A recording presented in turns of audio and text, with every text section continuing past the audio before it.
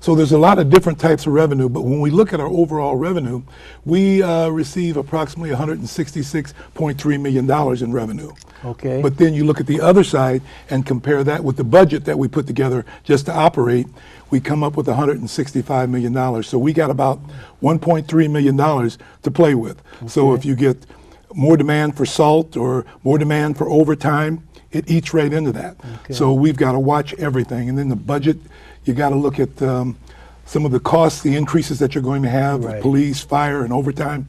That's where we get some of that $6.3 million that Chuck talked about earlier that we've got to make some changes to.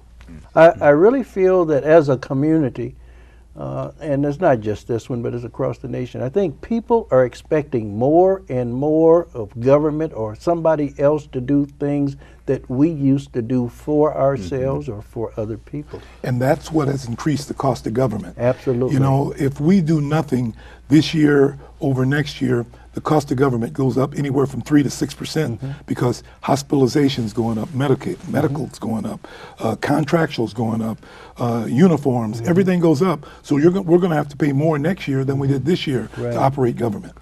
You know, when you said our topic today was government work, I wanted to lead with really what we need to be talking about is people at work. Right. Because we've got to get this mindset out of our mind that the government's going to solve it, because it isn't. It's going to be us as individuals.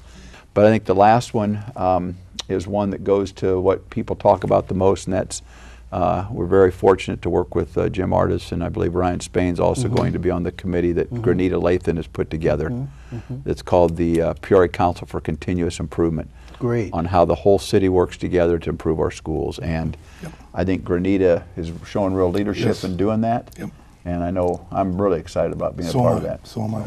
We had an interesting situation last night on with regard to the Gateway building. Yes. And I made my decision based on just the issue of we have to let businesses know they can count on us and that we're going to make it as easy as we can. Of course, we got to protect taxpayers. But you know, an RFP went out, request for proposal, to folks that would provide service to the Gateway building. Yes, I heard about that. Well, 2 people complied with it, brought us back a bid, and then last night we're discussing whether or not we're going to allow that bid. Well, if we did the RFP improperly, that was our fault. But once it's out there, you've got to let people know that the city's going to stand behind their word. And we made the right decision, and now we've got to go out and try to figure out how we can get more business for Gateway. But see, that's one of the things that Chuck brings to the council. Here's a guy, real world businessman, who has put up risk capital to operate a business, who knows and understands the things that businessmen have to go through. So that's an added value that we have in working with him.